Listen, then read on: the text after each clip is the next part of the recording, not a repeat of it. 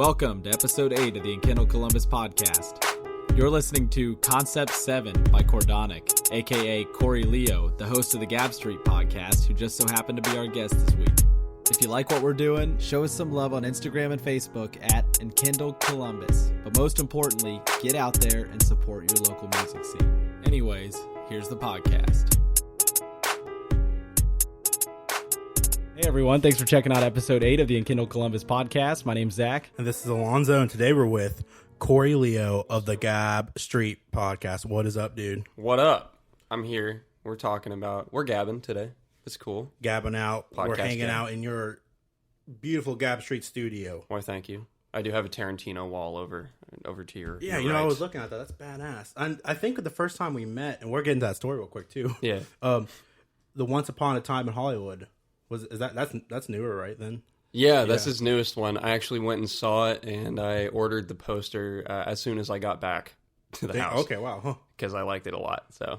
I heard there was controversy, too. I think that's the word. I think I said that right? With Bruce Lee. Big words, Yeah, right. yeah. Oh, yeah. I don't know any details about that, but I You know what I'm talking about, though? I think the Bruce Lee part was hilarious. Yeah. And, I mean, it's probably an issue of I wasn't around for the original Bruce Lee. Okay. And so there's not like that symbol for Yeah. me, you know what I mean? But I thought that entire movie was like hilarious and well done. But, So with having a wall of Tarantino movies, what is your favorite Tarantino movie? oh God, man, why? Yeah, it's a hard question. There's so many good ones. My immediate instinctual response to that question is Inglourious Bastards. Yeah, okay, I'm with it's you on The that. Bear Jew. The Bear Jew. Yeah, it's Yes. crazy. Yeah. Scalping Nazis. You know what? That movie, I don't know if this is where I forget where I heard this. The part where that one chick gets choked at the closer to the end. Yeah, that was did. That was Quentin Tarantino's hands. It wasn't the Because he wanted Christoph to- Waltz or something like that. It He wasn't wanted him. to like do it right or something. Yeah. Yeah. I heard somebody talking about that. I'm Yeah. like, yo, that's not like what suffer for your art means. You know what I mean? It was a let's brutal not- scene, dude. I was like, ooh, it was like uncomfortable. Like that was a little too realistic. And it was, or at least if I recall correctly for myself, I thought it was really unexpected. I was not Right. like it just started happening. I was like, wait, no. Yeah, It was- yeah. I was like, ooh, damn. Yeah. So, I guess today, I guess to jump in to start Gabbing? off, Yeah. since we're gabbing today, dare I say I've used that. Oh, line sorry, that's before. my word. I don't know Dare if you can. dare I say? Gab is my word. Okay. Gab. Okay, sorry. I'll say dab every time instead of no. gab. You can say No, trademark every time you say gas. We're over here Gab gabbing. Street trademark. Yeah, trademark, of course. I get 1 cent in royalties every time you say Gab. I mean, we gotta you shut make up. more than we do. If that's the case. So Gab Street trademark podcast. Not yet. Let's start. Yeah, let's start off with how'd you get into it, and then we'll go into the why of things. So it did not start out the way it is now. It started out as my buddy Gage and I in high school. We were near the end of our senior year. It was like February of our senior year. And which is this past February. I'm very young. I'm 18 years old. I just graduated high school. Fresh blood. Okay, fresh blood, yes. Fresh meat. Gang, Crushed gang. in the gut. Gang, gang. And we were both, because we've both done like small podcast projects in the past. Like I did one. You know, you guys know the Official Podcast. Have you heard of that? With I know it's a very like narcissistic name for it. Right. It's with Critical, the YouTuber. It's like Charlie, Kaya, Andrew, and Jackson.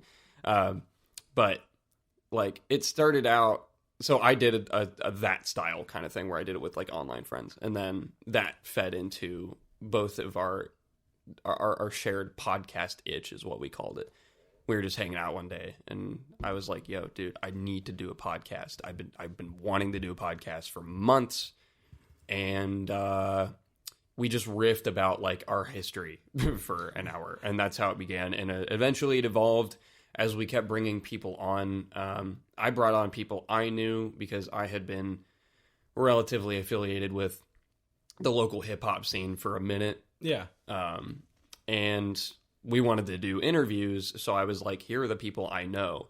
And that ended up manifesting into what it is today, where I'm trying to put on the local scene of really anything. It's happened to be hip hop artists most of the way right now because that's who I know. But as I start breaking into different genres and scenes, like I had She Bears on episode 24, so I'm trying to do something different with that. I had the pleasure of meeting the owner of CD1025, Randy, and I currently forget his last name, so I apologize, sir. But I ended up giving him my business card. Hopefully, I can get some artists out of that and get their words out there. That'd be really cool. That would be really cool. So yeah, it definitely did not start how it is now. Now it's all about underground talent here. So. Right, and there's a lot of it here in Columbus too. Dude, it is nuts here. Yeah. Mm-hmm. It is everywhere. It's awesome. But one thing, I was talking to Sam Rothstein last night. You said you knew Sam Rothstein, right? Yeah, I'm aware of who that is. Yeah. Somebody told me about him, and I've been checking out his stuff, and I really like it. Super dope, dude. His music's great. He's a great dude. He's he was on my show for episode 19. All around great guy. Super smart. Last night we were talking. We were out at this is why I sound really tired right now because I was out at 2 a.m. But we were standing outside of Victory's, and he was talking about how Columbus is in a dire situation at the moment because, I think it's specifically with hip hop artists. I don't know if it's the same deal with, say, indie rock or other parts of the scene. But sure. He was talking about how we're kind of a breeding ground for people that will only do things independently. And absolutely. It's very easy to do that in the kind of environment that we have here in Columbus, where everybody's supporting each other a lot, and that's awesome. That's great, and I'm not knocking supporting each other. Obviously, that's what we want. That's not how it is other places. You can't take a Columbus artist and plant him in, wherever else in the country. Even to give an example, city is not really useful because it's really anywhere else.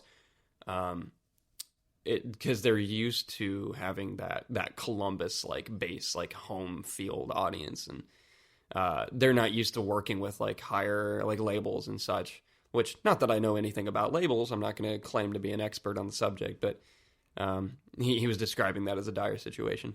So for sure, and the Columbus hip hop scene is huge too. Way more than I would have ever guessed before, getting into this kind of stuff, or before going into audio school and starting to look for artists to work with. And I'm like, wow, there's a huge hip hop scene in Columbus that I was never really aware of. Yeah, I got exposed to it by pure luck completely, and it was insane because back in 2014 when I was 24, I was 14 years old. I'm not 24 yet. But my dad took me to this music workshop that was up in Worthington. It was at McConnell Arts Center. And he's a singer-songwriter, so he does folksy stuff, and he actually has a project out on Spotify, and he's coming out with another project. So if you search Tony Leo on Spotify, you'll find his music. There we go. Now we got to get your dad on our show. Yeah, plug in awesome. My dad's music. It's really cool. I actually played trombone on a track. Oh, really? Every time we do a podcast, I don't mean to interrupt, we always feature a song. Maybe we could feature one of his songs at the beginning and do 2 acoustic performances or whatever. That'd be great. That'd be really actually cool. Really For cool. sure. Yeah, that works out very well. Yeah. Awesome. Okay, perfect. I'm sorry. Continue with you're good. So he took me to this songwriting workshop that was, he was going for the guitar stuff, those kind of workshops that were there, and he was like, "Do you want to sit in on these with me?" And I was like, "Yeah, I'll check some out." And he was like, "Oh, there's a hip hop thing going on downstairs," and I was like, "Oh, beeline!" I just went straight down, and I met some of the most important people that have, the people that have been the most important in my involvement with local stuff to this day. I met Josh Miller, who runs 2x2 Hip Hop Fest and does Matchbox Limited. That's his experiential marketing company. I met Cole Baker, who runs vendors and stuff for 2x2 as well. And his kids are in BTZ, which is a a breaking crew, like breakdancing and stuff. Oh, okay. But the real term is breaking. You know, breakdancing is what people know. Right. Breaking, popping, and locking. You know what I mean? Badass. Yes. And they're kick-ass. They're great people. I love his entire family. You guys are sweet. You guys have always supported me in what I do, so appreciate you. Shout out you guys. Yep. So I met those two, and then I met Senseless, who is his name's Jacob Engel. He's a local performer, and his album Living on Land, not a single skippable track. So that is also on Spotify if you want to check that out. I'm just dishing out the shout-outs you're today. all good. You're all good. Plug it up. And the last person I met, no, there are two more. I met Eric Rollin from Miss Star Anderson, the front man for Miss Star Anderson, which is like a 7 or 9 piece jazz hop. I love that kind of band. stuff. It's so cool to hear like the fusion of jazz and hip hop, and the scene has been popping with those kind of artists too lately. Emperor Chaz. I know. Did you had them on your show, right? Yeah, I had Marty and Julian on episode 23. Like Chaz, Fortune Orange. Yeah, Fortune Orange is another good one. Booty and the Kid is also super dope, and Miss Star Anderson, and I'm sure there are a few others that are probably going to be popping up over the next few years. Like this whole neo soul movement is really exciting. Yeah, it's kind of starting to boom. I like it. And artists that were solo are now getting bands behind them, like Cassius Keys and the Seeds. Exactly. Yeah, we saw him. They killed it. They were so good. Yeah, we saw him, which was kind of funny, actually opening for a band of a totally different genre. I think we were there for Gelatinous Cube. Yeah, which is more of I don't think it was like open. Should we use the term open? Not really opening, just it was just a bunch we don't want to be artists offensive. there. They played before Gelatinous Cube. That's cool. We know that we were much. there to see Gelatinous Cube, but yeah. then we saw Cassius Keys, and it was like, wow. Yeah, it was super cool. Yeah, geez. Shout out Cassius Keys for real. Your energy is unique and unrivaled. Oh in yeah, this man, city. he was all over the place. Yeah. It was so cool just to see. He is an entertainer for sure. Instead of seeing one person locked into one spot, he is all over the place. And same with, I saw him at ComFest as well. And it was super cool because, I mean, he is, like you said, the energy is insane. And when you move like that on stage, the audience can't keep still either. You know? Exactly. There are some artists where their thing is, total lyricism and sounding like they're in the studio, which like totally cool if that's your vibe. Like I saw the band Bare Hands a few years ago. Do you guys know them? I know the song 2 a.m. and 2 a.m.'s good. And Agora. You know that one? It was all over 102.5. Okay. It's like super. I can't think. I know 2 a.m. though. Yeah. I know there's another one. I think I actually talked about this on an episode of my show actually. But so I'm being redundant right now.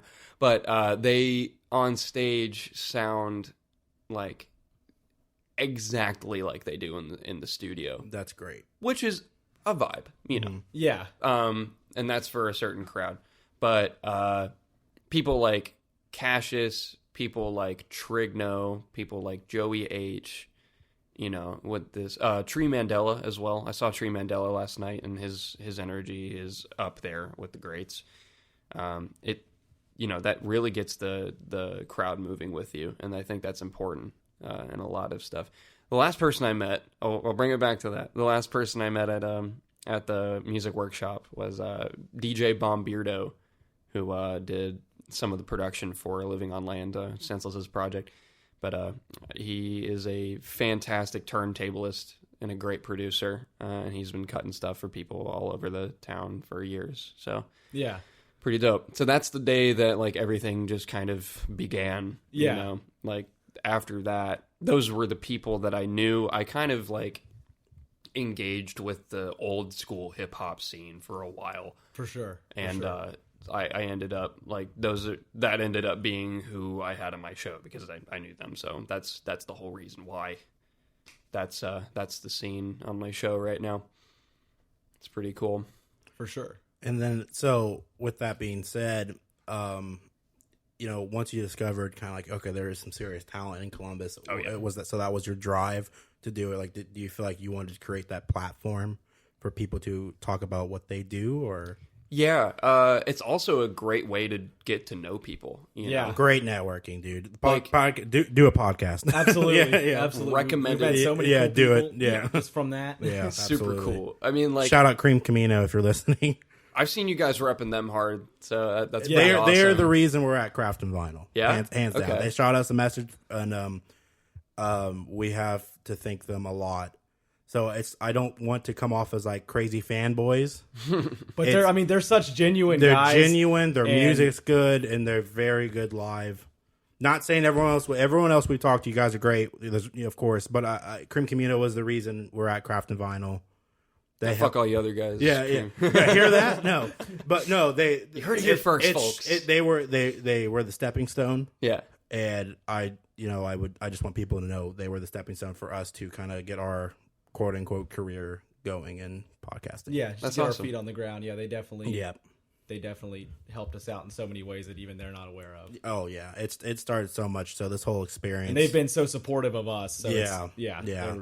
It was just a super cool experience overall getting to meet those guys. You know, they approached us, they messaged us, and we talked. They said they love what we were doing, and they wanted the opportunity to be on. And once we sat down with them, it felt like we've known the guys for years. Mm-hmm. That's cool. So I love that kind of stuff too. Yeah. It's nice when you can just sit down. Sometimes it takes a little bit of a warm up to kind of get a guest ready to go and to feel like things are flowing naturally. But the moment we turned the mics on and sat down with those guys, it was like we'd known them for years. And yeah, it was really cool. It's really cool to have that experience. How have you guys gotten most of your guests on your show? Like, is it Instagram? Yeah. People will message us. We message them. Sliding in those DMs? Yeah. Yes. For example, we seen Joyride. Okay. Over at Craft and Vinyl, they were playing Cream Camino's EP drop. Nice. Yeah. Seeing them, we were like, oh my god, they're fucking great. Shot her a message, and Leah, we shot her a message, and they were like, yeah, we'd love to be on. So it was Jack and Leah, both extremely talented. Shout out. Cool. And it's kind of like that. Same thing with like Life in the Universe. I seen them probably about a year ago at Spacebar with Victory Laps. I know the lead singer of Victory Laps, so that's how we got them on. And nice. Then after seeing them, we met with Joel of Life in the Universe through just shot a message through Instagram. We seen his studio, and then that happened. So I think one thing that helps when doing this is actually going out and supporting the scene, because then you meet the people, and it helps knowing the person, meeting before you do the podcast. So it's not like too weird. Never saying it's weird, but you just don't know if you have to like fucking fight for conversation. And I can only imagine what it would be like to be on the receiving end, to like receive a message from somebody you've never met and show up at a place you've never been to and talk with two guys who nothing about immediately, without having ever met them before, with microphones in your face, what that could be like. So it's definitely cool it's a new experience, to build a connection with somebody before you go and record a podcast with them. Yeah. It also helps if they know you represent too, because like absolutely. For example, like part of the lyrics of the theme song for Super Duty Tough Work, Blueprint and the Logics podcast. It's like they did like a whole ass like. Mob Deep, like they took those bars and adapted them to their podcast like theme song. It's over a different beat, but like you can tell. And I think it's like Shook Ones, I think is what they took it from. But one of the lines is they talk about the industry, but they never left their home. Exactly. You know what I mean? Yeah. I've left my home. Like we've all left our homes. We've been out there. We've been supporting in person. And that's a very important thing. Yeah, it's part of just like walking the walk. If you say you're running a podcast that's dedicated to supporting the local scene and you're not doing it, then who are you to support the local scene? I want to mention someone. Her name's Jamie. She runs Femcanic Podcast, and before we started the whole Enkindled thing, she basically, to put it blunt, squash the beef. All right, I'm just going to say that she called us basically pussies, told us to stop being scared and go do what you say you're going to do. We were doing a bunch of busy work before we started our podcast. We'll make sure this is perfect. We're scared what people are going to think. And then she was definitely the reason that pushed us past that barrier of like, man, I'm not worried about what people think. I know what we want to do. You know what I'm saying? So yeah, we were kind of setting up. She was the reason we started walking the walk. We were setting up, like almost consulting meetings. Just kind of talk to her like, hey, what do you think? What do you think about this idea? Or how do you feel that we should go about this? And, I think it was the second meeting. The first time was just kind of getting to know her and telling her what her idea was. The second meeting, I built this big, like, almost like a business report of like everything we needed. Here's all the gear we need. Here's how we're going to go about doing it. And, you know, as soon as I'm done explaining all that, she's like, well, you want me to go on Amazon and buy you guys some dresses? Yeah. And, yeah, she did. You know, and that was literally the moment that we're like, okay, as soon as she walked out of that room, we bought filed the LLC. and, you know, and right away, you know, there was no more busy work. We just jumped right in like, okay, yeah, we can't so, be messing around anymore. And that's another one of those experiences. Like, you know what? And because of Enkindled, there's so much that has applied to my life. And I'm sure with Zach's life, and I'm sure with, you know, what you've done with your life, that's changed. You know, doing something like this, your word means a lot. If you say you're going to do something, you better go do it. Yeah. Or if you're not going to do it, then don't talk about it. Then like don't even yeah, bring it you up. become almost no longer an individual. You're representing something. Yeah. You know, if you're doing a podcast, you know, the Gab Street Podcast, you represent the Gab Street Podcast wherever you go. You know, so you have to. Or, you know, especially with you know, we have a band that we're in. You know, if we're telling someone we're going to play a show or we're releasing music or whatever it is, you do it. Yeah, whatever you do, because God forbid you say you're going to play a show and then you schedule with someone and you don't go to that show, you're probably never going to play that bar ever again. Yeah. So it's just like, and it happens. There's people out there that do it. There's an important balance to have, though. You're talking about like busy work and such, and you know, doing all the preparations for it. Like, I put out music as well, and I've talked to some people that, like, I go by Cordonic on SoundCloud, Chordonic. If you want to check that out, quick plug. But we'll talk about your music too. We'll do an interview on your music and stuff. But cool. Go ahead. Awesome.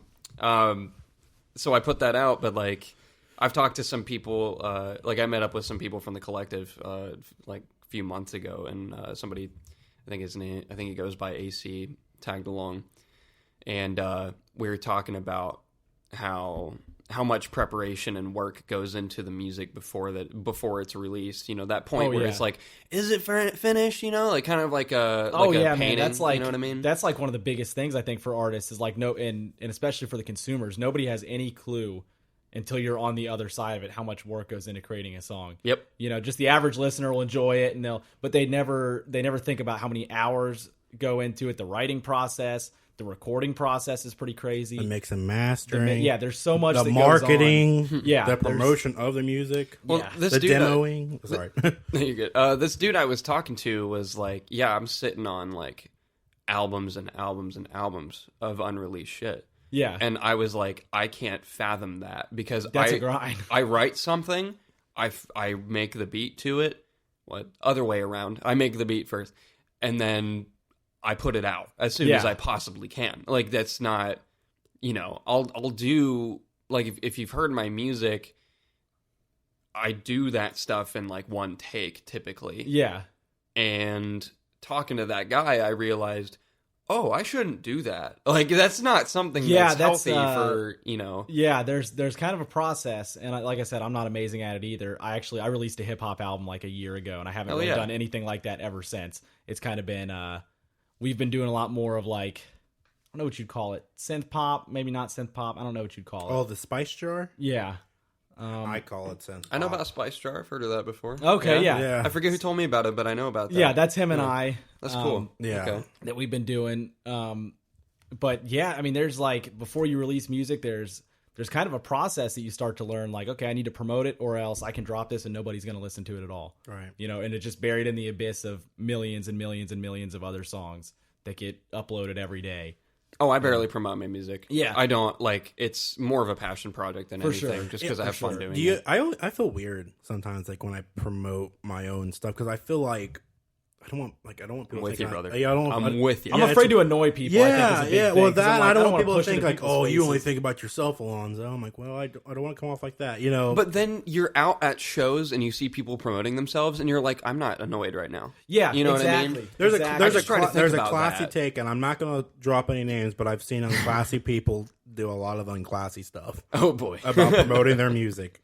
Yeah, there's a way to do it and be genuine. But I think if you are actively supporting other people and you're supporting their music and you're also plugging yours, then you know there's a balance there. Yeah, because you're not just hey, listen to my stuff. Hey, listen to my stuff all day. You know, I don't fuck with y'all, but like listen to my stuff. Yeah, right. There's okay, a fine line, maybe that goes back to like, you know, we say we support the scene, but like, and then you don't go out to the scene. Like, it's if you're playing music, go support music, and then because that's how you network. You know, do collabs too. Yeah, It's important. Yeah, you know, yes, and always get another creative mind, and then who knows, that just that could you just create so Run much the more. jewels much? Yes. Maybe. And at the end of the day, you're really just kind of building the scene that supports you. You know, you support Right. the people that support you. Exactly. Yep. Columbus is growing. Don't leave the arts behind, and that's why stuff like our podcast exist. So. All right. Well, thanks for listening. So tell us about your music. You said you said you make music. Yes. So I am hugely influenced by Aesop Rock. If you've heard of him, there's a poster right there. I just have posters out the ass. Yes, you do. The Wu-Tang one is. Oh yeah, there's a Wu-Tang. Is that Danger Doom over there? I'm sorry, no. Yeah, there's Doom behind me, dude. and then there's a 2x2 Hip Hop Fest poster above that one. Ooh, who made the 2x2 hip hop poster? I'm actually not sure who made it. If you hear this, and if you're the one that made it, looks good. Cool. I think it was the 2016 one. Okay. It's the orange and white with the black print on it with ink. So I don't know. They don't all look like that. I think some of them are more or less orange. I don't know. But so I'm hugely influenced by Aesop Rock. That's like my main. Aesop and Kendrick, which are a weird pair of influences. So I'll put out I'll make instrumentals where I'm sampling Miles Davis, or Count Basie, or I actually sampled the Doobie Brothers once, what's the song called? Listen to the Music, you know that one. So I used that part. That's what I did. That's badass. And I put out a mixtape called Crisis Averted on. It was actually a year and a month ago now, so that went really fast. But I had my guy Cross-Eyed on that track, and it was just it had the but I put my own percussion over it and such. Okay, yeah, that's super. I love stuff like that because it combines things that should never be together, but they will. I just love the concept of sampling and stuff like that. Yeah, that's super cool. Yeah, I also sampled. I tried to sample Allman Brothers once, and that did not work. I tried my best. Is sampling a way to pay homage? Is that a good way to put that? I would say yes. I would say from a hip hop perspective, it is. But people from other sides of the aisle, you're taking our music, and it's not supposed to be like that, right? Yeah, no, it's not. I don't consider it stealing somebody's music, especially if you credit them. If they're credited, and there's and you can always do that. In the credits when you upload something to Spotify or really anything. But yeah, I think sampling is more of paying homage to something. Okay. Well, the cool thing about how I sample is I don't make money off my music, so I can do whatever I want. Yeah, exactly. I'll just use whatever, and I don't plan on monetizing my music at all. So I would rather have that creative freedom than sell it. I'm actually a quick plug. I'm working on another project at the moment that should be hopefully dropping by the end of 2019. I know it's a bit away, but it's a slow grind right now. I've been working out very slowly, but I'm working with a guy named Abik Mazumder, who has been playing piano since he was 3 years old, and he is a prodigy and a half. So he's been doing classical music since then, and I've been having him send me 3 and 4 minute segments of jazz improvisation with nothing else over it. Yeah, it's just him playing piano, and I've been sampling the hell out of that, and I've made 7 instrumentals out of it so far that I'm planning on turning into an EP. Yeah, no, that's really cool. That's really cool. I love that kind of stuff. Oh, I also sampled Booty and the Kid once. I sampled that for the title track of Crisis Averted, so which is not a great song. I don't listen to that. Just listen to the beat. My lyrics are trash back then, but I'm pretty proud of that beat. But my lyrics are very, I say that Aesop Rock is a big influence, not lyrics wise. My lyrics are not cryptic whatsoever. Okay, I'm very straightforward, no real double entendre kind of shit. Yeah, I just kind of say whatever is on my mind. It's more of the flow that and the wordiness. I'm a very big words guy, flavor words. You know? I don't know if that's been demonstrated today, because I'm super tired, so I have limited vocabulary today.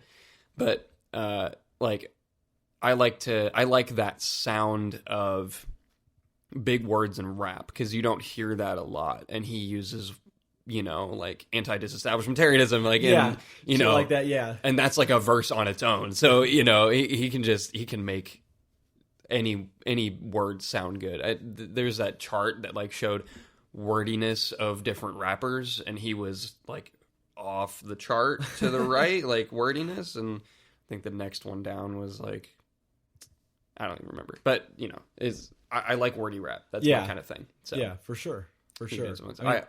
I also have another project. So I have Crisis Averted out back in 2017.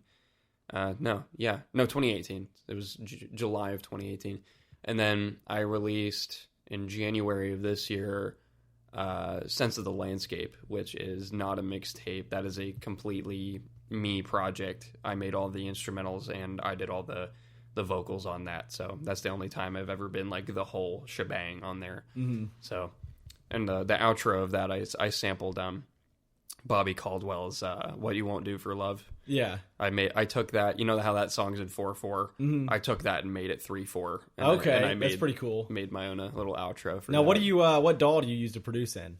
I use Audacity. Really? Yes, I do. Yeah. See, that is super cool because I feel like that's challenging. It is. Do you take a bunch of audio clips just for everything then, or do they Pretty have much? Okay, yeah. I was gonna say, does Audacity have a piano role in it, or nope? They don't have really any plugins other than like a normalizer, a compressor. You know, your basics. Yeah, no, that's super impressive. It's all I need, really. Yeah, I mean, manipulating the speed of samples and manipulating the pitch, and like there's this really weird, cool thing called Paul Stretch that's kind of awesome. I use that sometimes, but I really don't need much more. And the reason I use Audacity, a lot of people give me shit for using Audacity. It's a great open source, dude. I don't care. It's great. Says, yeah. I'm gonna squash the beef right now. So when I sample, I usually use swing music. Yeah. You know, stuff that's not on 4/4. Like, let's say if you're using FL Studio, that's like you're able to lay out the percussion. Like, let's say you're doing like rolls and hi-hats and stuff. You can just like drag it along and it'll just set it in these perfect intervals. Mm-hmm. I can't have that because the samples I'm using are like Art Blakey, where it's just piano being played and it's not over a metronome or anything. Yeah, so it gives you more kind of freedom to kind of go off grid. Exactly. Yep. Okay. And I'll zoom in to like millionths of a second just to align that percussion hit just right for it to sound good to me.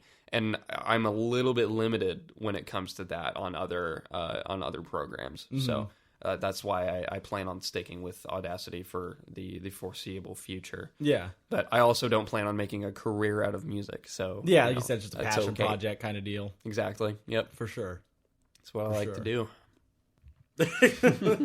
So aside from your own music, what are some local artists that you enjoy listening to? Oh, man.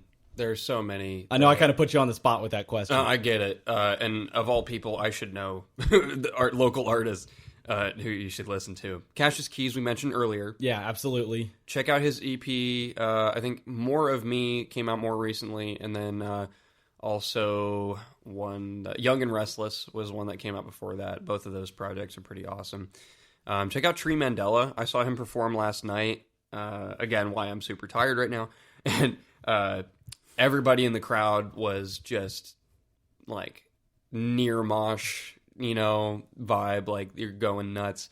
There was a guy last night, Bear Stash, who went on stage, and that was the first time I've ever seen an actual mosh pit at Declassified. Like it was that's pretty crazy. Yeah. Like there was a dude that came in and sidelined everybody from the left.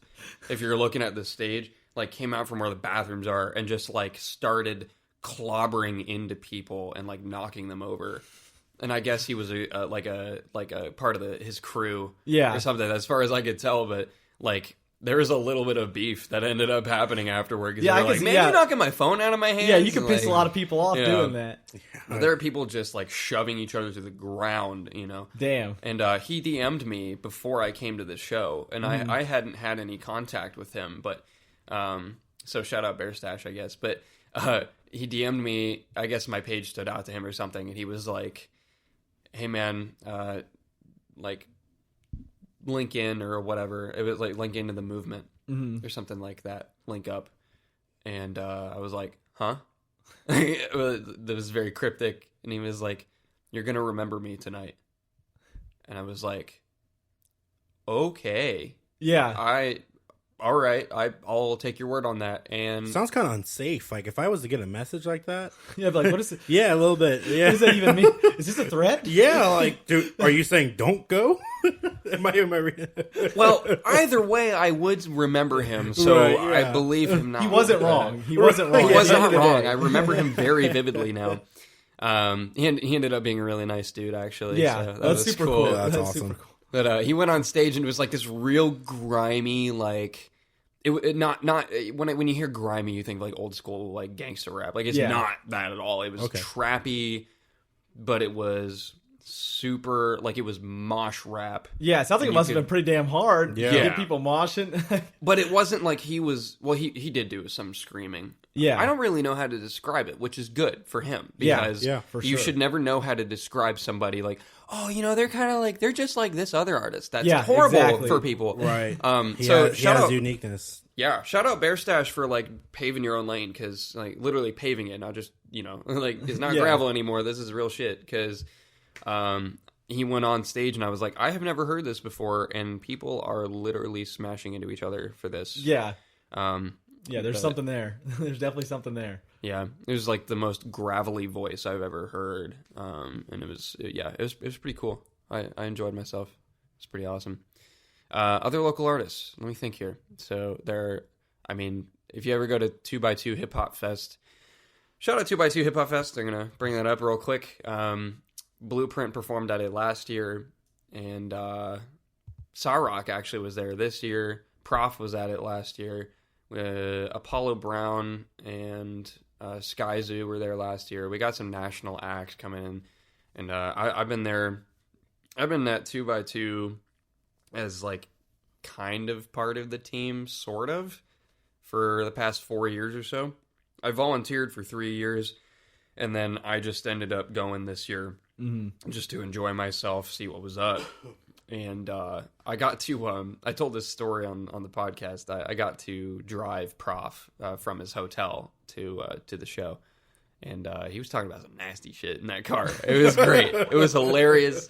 Shout out Prof. I don't think Prof needs shout outs, but like whatever. Really cool guy. But that festival is always, like, it's a little old school for some people. It is a lot of old school stuff, and if you are trying to find the new wave of hip hop, that's not 100% the place to go. But if you want to celebrate how hip hop began and what its roots are, how it started in New York, the community setting, the two turntables and a microphone, the real classic shit. That's really the only place I could rep in Columbus that is true to that. It's really cool that they're keeping that scene alive, Right. though. Oh, yeah. Because, it's made a big turn within the last 25 years of being, turntables and a guy with a mic to a laptop and an instrument and an MP3 instrument. And a guy with a jewel behind the table, just Yeah. like, all right, yeah, let's go. Yeah, so it's cool to see that stuff, staying alive. And So I guess I have a question. With the Columbus scene, when it comes to hip hop, what is the best way to, like, that, when promoting it or when talking about it? What needs to be done to help promote the scene and to keep the scene alive? Oh, man. I never thought I'd be treated as an expert on this subject. Okay, I'm going to divert slightly. Okay. If that's okay. Yeah. Because I'm going to divert to what I thought you were going to ask. Okay. This is an easier question for me to answer, and then I'll think about it while I'm answering it. The best way to promote yourself within Columbus as an artist is to get on stage in front of people. Yep. Social media can only do so much, I've noticed. And you'll have people like, I've had some people message me to be on the show that I haven't seen perform live, or I haven't heard from people that they do like a dope live show, or like they haven't done a live show yet. And I've had some people on the show that have not done live shows yet, but it's easier for me to ask you questions to really bring out the aspects of you that are unique. Because everybody's rapping nowadays. You know, Yeah. your mom's a rapper. Like, it's for sure. Your grandmother is a rapper. Like, ask her. She's put out a few mixtapes. Like, it's true. And they're fire, plain and simple. They are fire. Yeah. I'm done talking about it. Move on. She's actually managing Jay-Z. Oh gosh, dude, I wish I'd buy a trampoline with that amount of money. Oh my god. There's so much room for activity. So much room. But since everybody's rapping, this is something that I had a Omega Rift on episode 26. Shout out Omega, super dope, talented guy.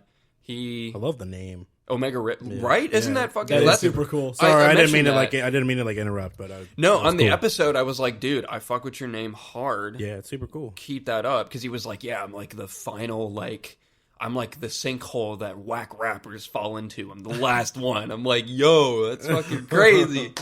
But what was I going for? We were talking about people going live on stage. Live on stage. And promoting in Columbus. Yeah. Promoting in Columbus, yes. So, yeah, you got to get on those stages. And, yeah, one thing I ask most creatives that I bring on my show, what makes you unique in what you do? And that's, depending on the person that you're asking, that's a very difficult question for some people. And it's a extraordinarily easy question for some people.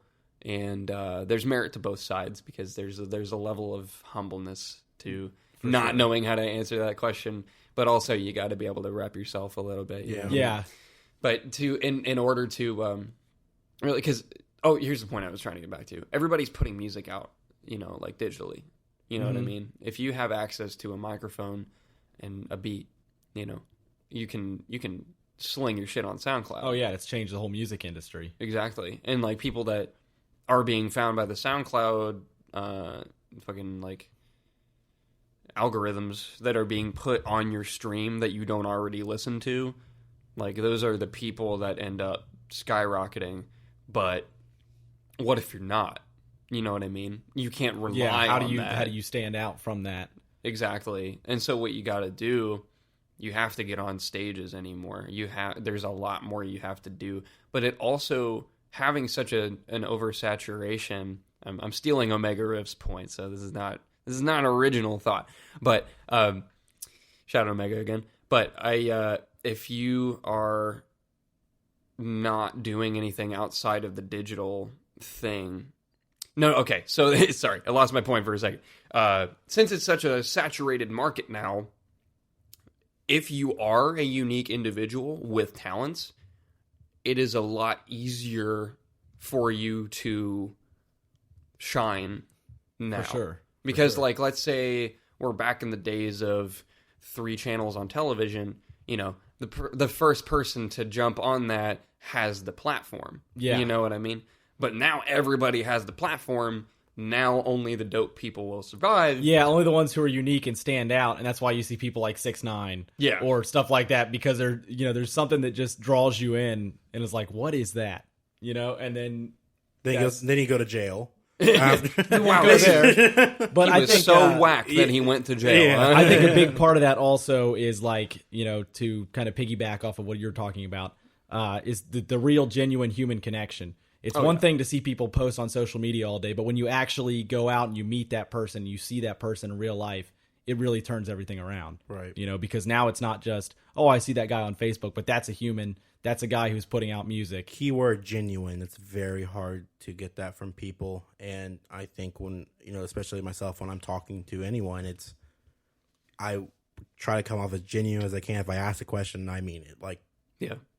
the best I can. And Yeah. I think sometimes I hope I don't off-put people. You know what I'm saying? From like how genuine.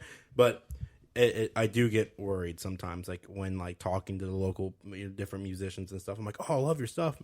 Like I think sometimes that. Yeah, I'm like, we're not just saying that Yeah, because like we do a podcast. We do, there's a reason we want you on. Yeah. And it's every person that we've had on, I have genuinely enjoyed their music. Yeah. And and It's saved in my personal impacted me in one playlist way or on my another. Spotify, Exactly. stuff like that. So Exactly. Yeah, I have a best of Columbus playlist.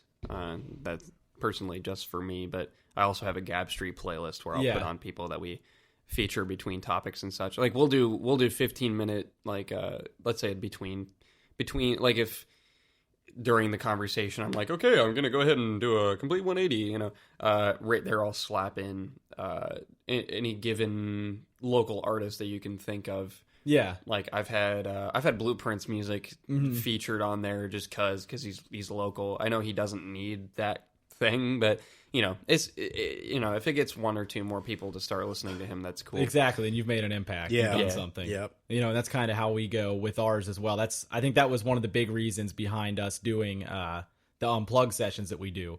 Is like, we want to feature music in the podcast, but we want to do it a little different, right? As to where not saying unplug isn't a new thing. But we're not claiming that term. Idea. We just we use it because it's already a recognizable. But it was. The idea kind of stemmed from like, we want to put music in the podcast, but it would be really cool if after we record the podcast, we have the artists perform and do an acoustic set. For a lot of the artists, for a lot of the artists that we do too, they're not usually acoustic artists. So it's kind of cool to see them in a new light, and we get to feature that as part of the podcast. So that's something that we've been really enjoying. Yeah. Interviewing hip hop artists is a little more difficult on that. Yeah, you can't you don't really have we're that. We're still same... trying to figure out what to do. When I know we talked some ideas the first time we've met with, we'll dive into that in a second. But okay. Yeah, I think that's kind of why we haven't touched the hip hop scene really at all yet. We've been kind of we don't want to ignore it. We want to do when the time does come when we feature an artist, we want to know the best way to promote. Same thing with like painters. Different kind of artisans. Oh, sound artisans.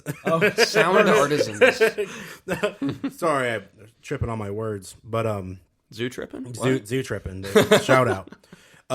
No, but I mean, visual anything. It's like, how can we show you off the best we possibly can? And so that's the whole experience of obviously doing this type of things. How can we show off the scene the best we can? So that's always in there, and we're planning and trying to get better every day at it. Yeah, for sure. It's definitely been a growing and a learning experience. Visuals are tough. Yeah. You have to do it. And I don't have access to a camera at the moment. Exactly. We use our iPhones, dude. Yeah. I mean, like my phone wouldn't be able to record an entire episode. You know what I mean? Sure. I'm just trying to figure that out. Like I gotta find people to borrow equipment from and such. And I don't want to be in that position for too long. You know what I mean? I want to be able to be self-sufficient, and borrowing shit takes time. Like that for sure. That takes time out of time is content. Yeah. And instead of time is money here, because I don't make money from what I do. Time is content. Yeah, no, that's what I think. We're with you. Yeah. I don't want to keep borrowing shit, but I'm being told by everyone that I talk to about the podcast is like, you got to get a visual component.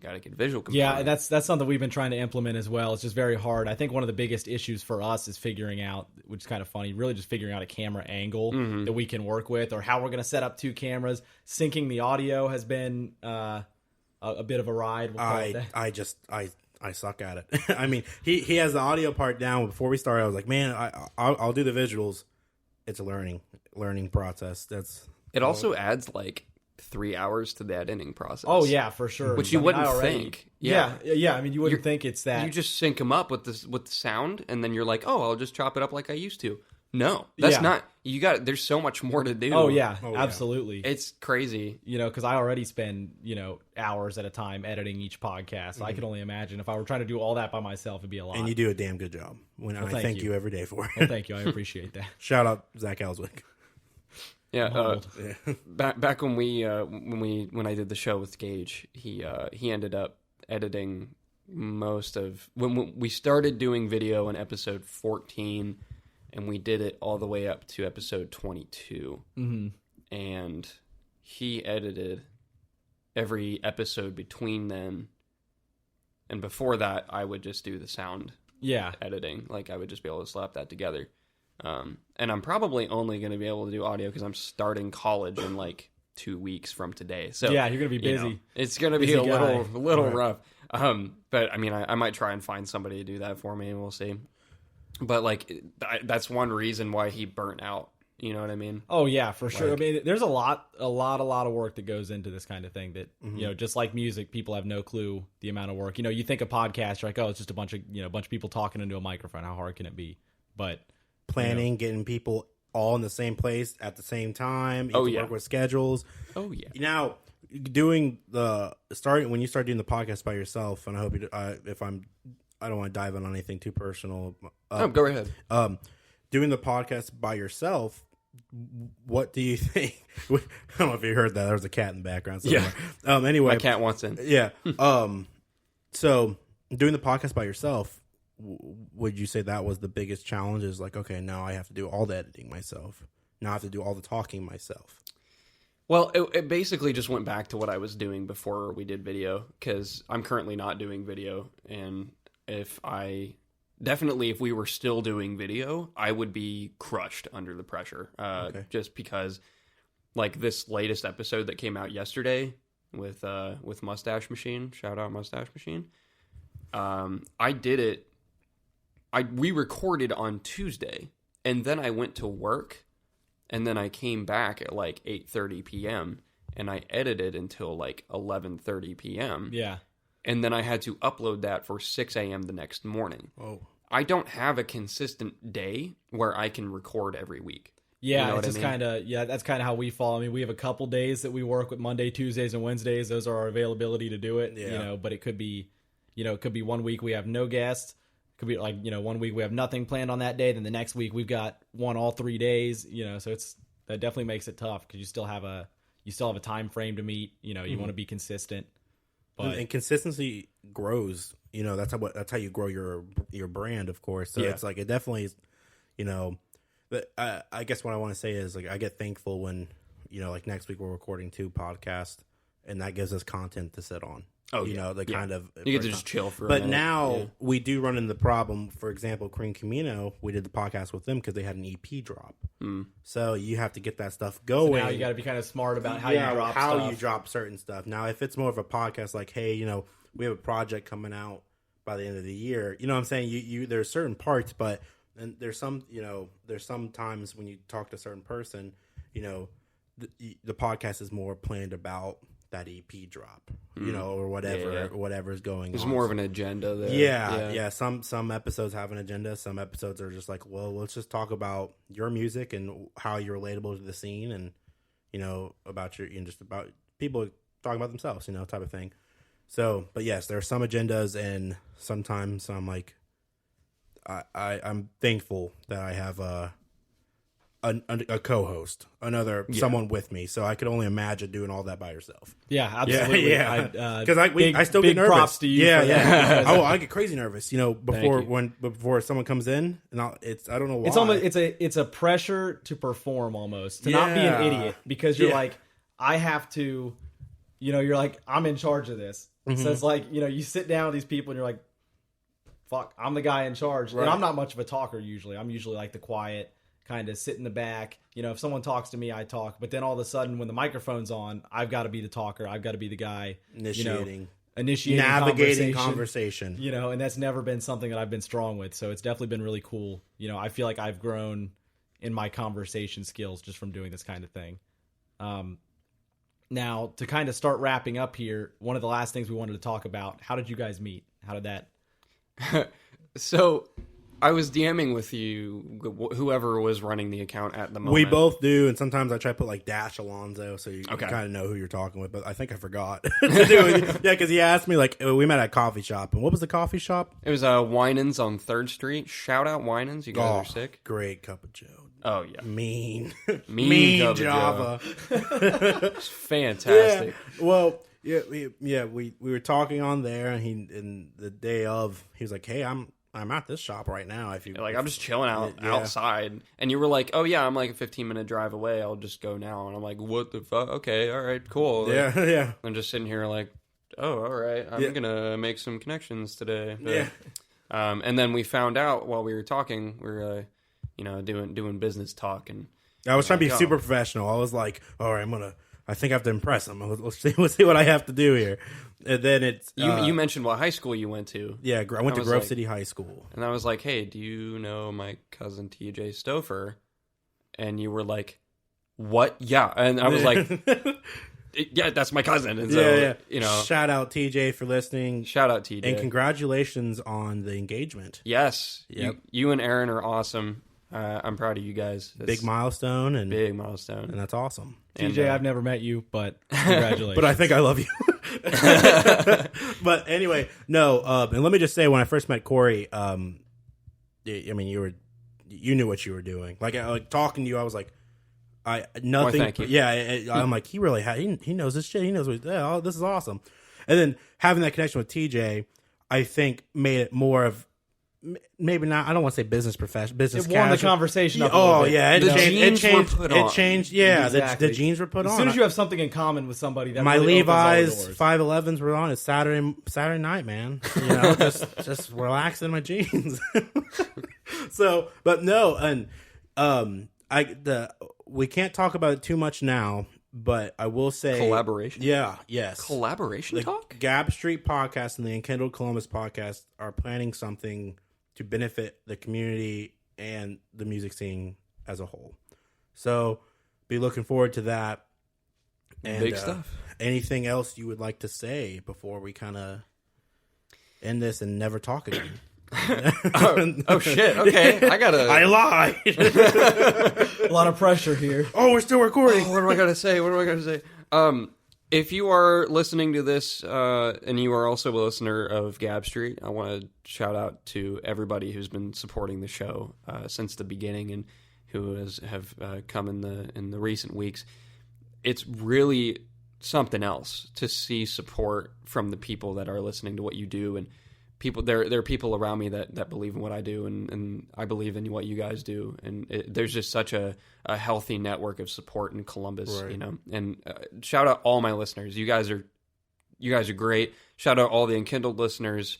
Hopefully, you guys can mingle and create a new scene, the movement, build you know, an army. Enkindled Columbus, the Gab Kindled army. Yeah, Gab Kindled. And you know what? I guess I want to bring up one more point too. I hope by doing this podcast, when it comes to supporting music, it's not a competition. Absolutely. For sure. You don't. And same with, and if I've you make never it a thought of it that competition, way. if you make it a competition, you are ruining the scene. You are now tainting it. So just a heads up, in anything ever, it's not a competition. Support your local scene. And do it as a team, do it as a community, because you're trying to support your community. And Cory, for anybody listening that doesn't already listen to the Gab Street podcast, where can they find it? Where can they find you? We are on Instagram at Gab Street Podcast. Twitter, the name was too long, so it's just Gab Street Pod. It went to podcast and then it stopped. Yeah, can't have that. Yeah, we are on pretty much every platform you can listen on except for SoundCloud, because that would be an extra $8 a month. But you can find us on Spotify, iTunes, Stitcher, Google Play, YouTube, all that kind of stuff. If you just search Gab Street, the official title is Gab Street, a Columbus, Ohio podcast. And we have 27 episodes as of this recording. So episode 28 is coming out next week. So you can find me there. You can find me at Declassified every 2 weeks. Next one is August 28th. I will be there without a doubt, hopefully. And then we can link up if you are interested in being on or listening. And hit me up. Send in your music. If you are a local artist and you want your music to be featured on a show that is done around here, please send me an email at gabstpodcast at gmail.com. Not two at symbols, don't worry. We need music to feature on each episode that is not an interview of a musician. It's very important, and I want to start repping people harder and harder as we go along. So please send us emails suggesting music, topics, guests, whatever you like. And that's about it. Absolutely. Well, Cory, it's been amazing having you on the show. Thank you for having me. Sitting down and doing this. And it's been a great time. We will definitely have to do this again sometime. Yeah, for sure. We'll see you later, Columbus.